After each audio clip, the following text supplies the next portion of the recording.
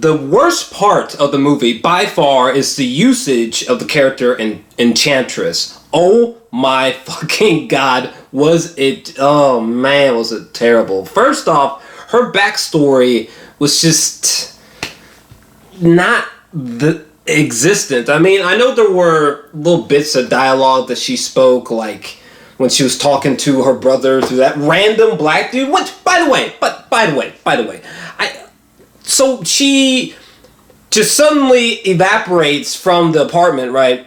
And all of a sudden, or house, or wherever she was at originally with the Rick Flag, but she just evaporates out of there and just like finds this random bald black dude and speaks her brother into this guy. Like, why did she choose this particular guy? Like, why didn't she try to do this situation like hours or like days prior? But whatever. I just don't understand how Amanda Waller and her team allowed that to happen. Like why didn't Rick Flag ensure that? Why didn't he ensure that this type of situation could never happen? You know what I'm saying? Like, what? I don't know. I don't know. That just felt kind of convoluted. Like her just like, oh, tonight I'm just gonna, of all nights, I'm just gonna jump out of this house, apartment, wherever the fuck she was at, and just get sucked right into this black dude and bring my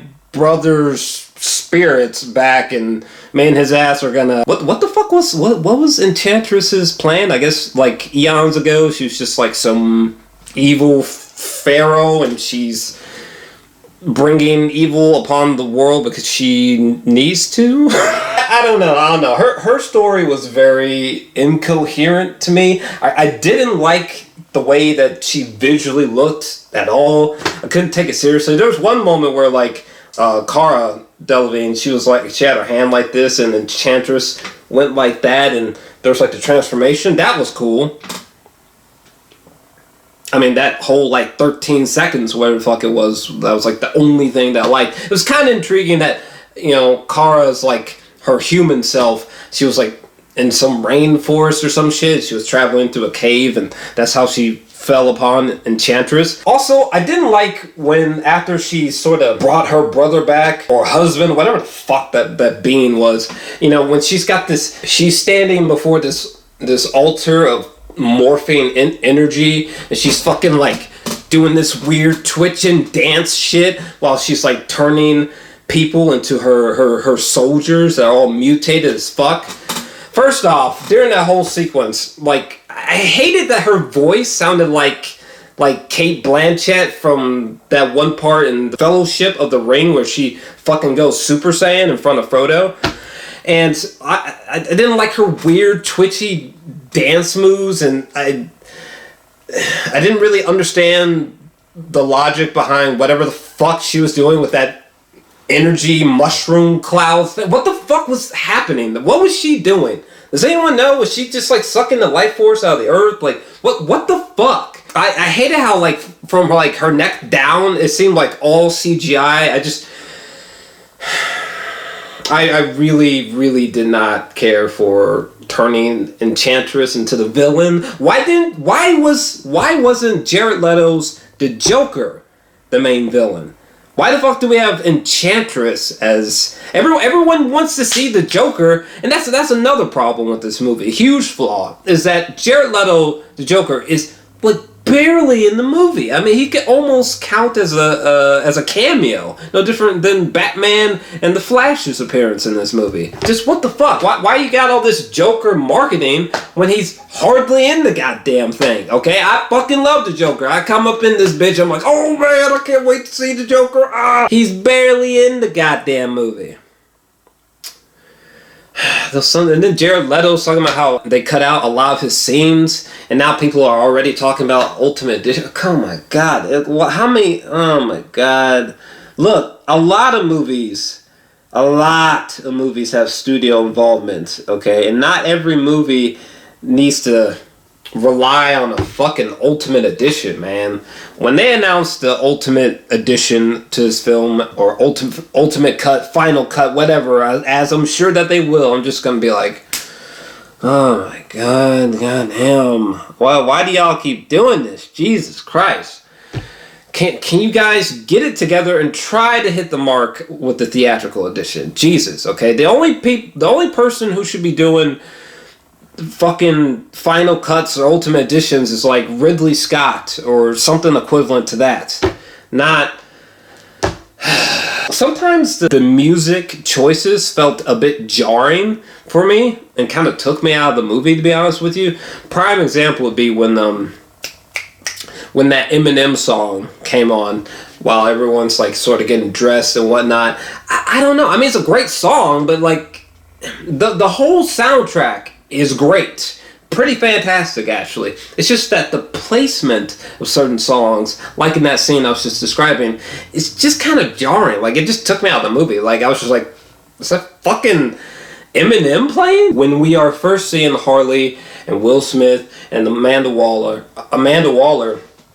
you know, it's like, bam, Amanda has her own popular pre-existing, you know, song, and same thing with Harley Quinn, and it's just like oh my god, just the music choices. I don't know. They just hit me kind of weird. It's not that the songs are bad, it's just that the placement of the songs were just a little bit jarring for me. The editing of this movie is really sloppy.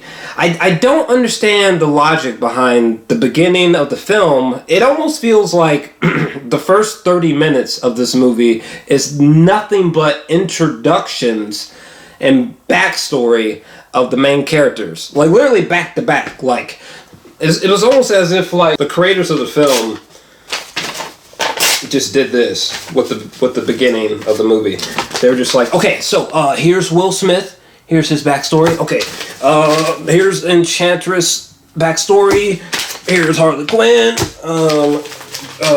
Here's Killer Croc. I don't know. I didn't really like that process. The footage that we got and the backstory that was given to us was cool, but I didn't like that they spent so much time just doing this weird domino effect. Like, oh, here's this character so you're not confused. Here's this character so you're not confused. Like, I did not need that. We could have learned about these people as we go. If anything, you should have just gave us maybe 2 introductions and just stopped there. Like, you should have just done Harley Quinn and Deadshot.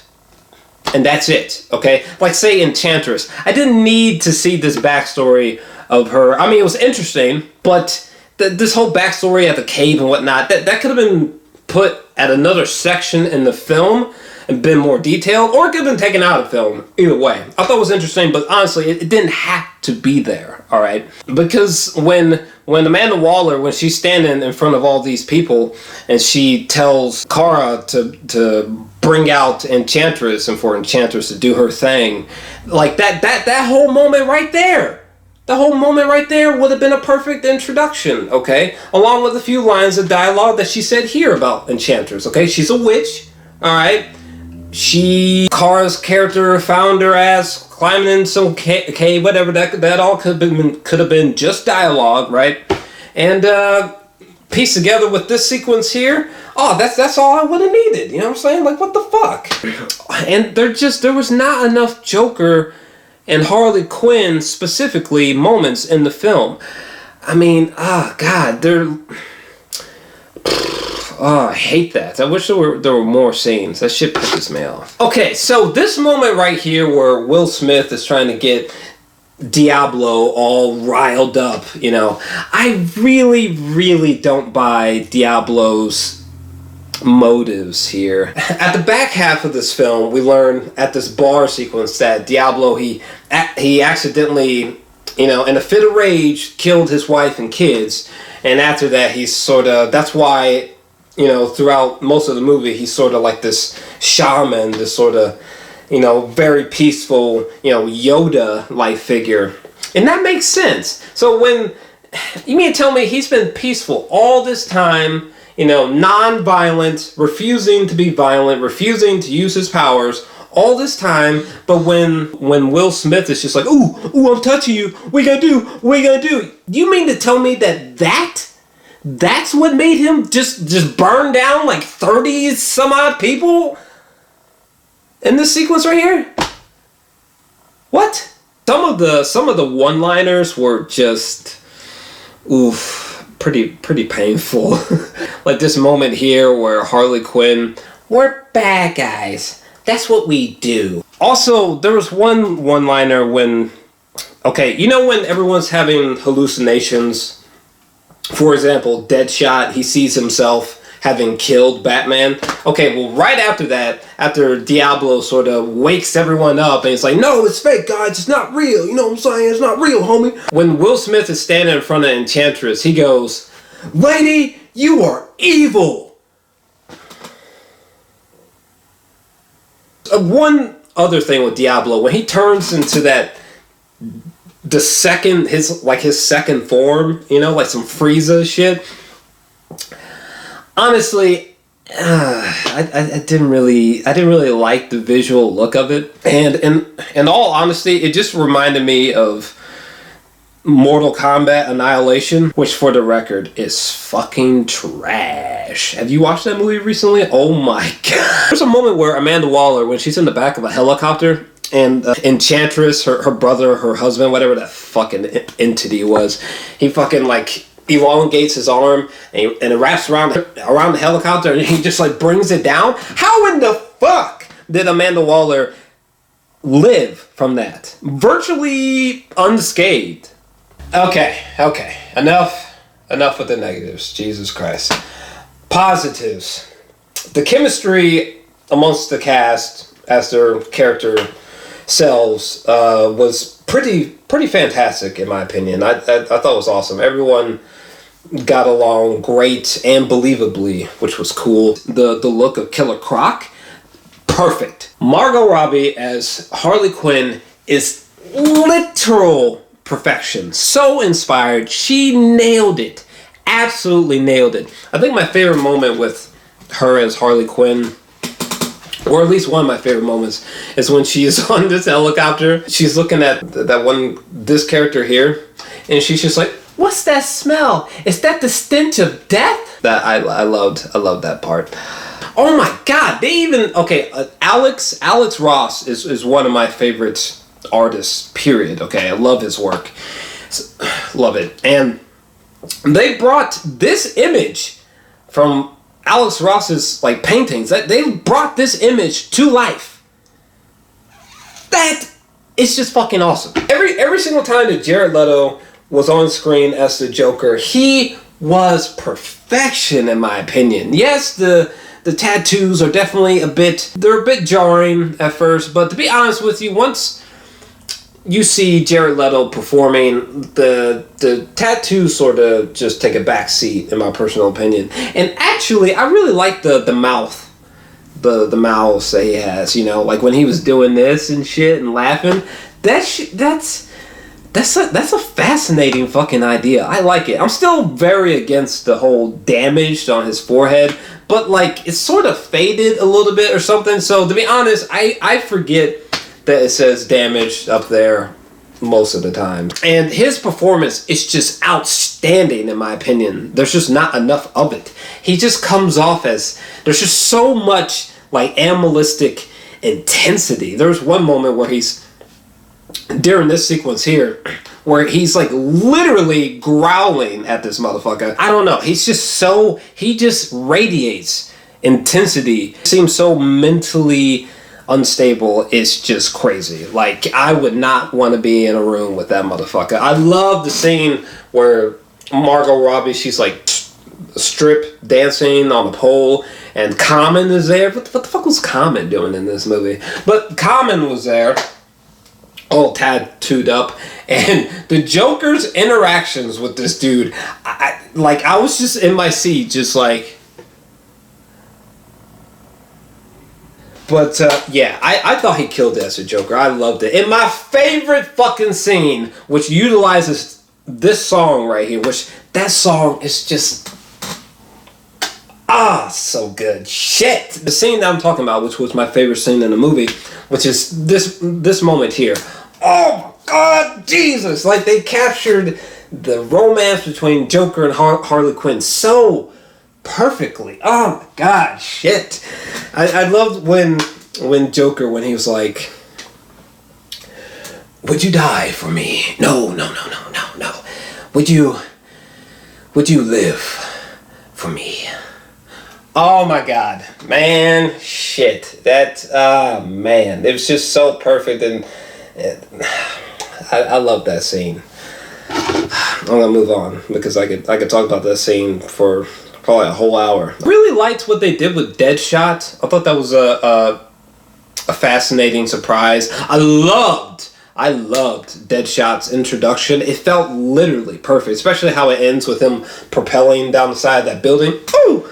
Man, it was well done. I love the whole angle and the emotional connection that he had with his daughter. I thought that was very effective. All the emotional beats with his daughter were fantastic. The whole backstory with Diablo having accidentally killed his family, I thought was great. Jai Courtney was good in this movie. Holy shit. A lot of the humor worked. Sometimes there were certain jokes that missed, like this one, but for the most part, the humor, especially from Will Smith, was great. I also really loved when Harley sees herself getting married to the Joker, or like they've already gotten married and like they're happily ever after and they've got a kid. Bravo. I mean, the movie had a lot of great moments to it, but it's definitely a mixed bag. So, yeah. I mean, it's the movie is also it is fun outside of those glaring flaws that I mentioned. The movie is fun in like a crazy, delirious way, but it's just not great. So, again, I'm feeling a solid 6 out of 10 for this film. But, you know, what about you?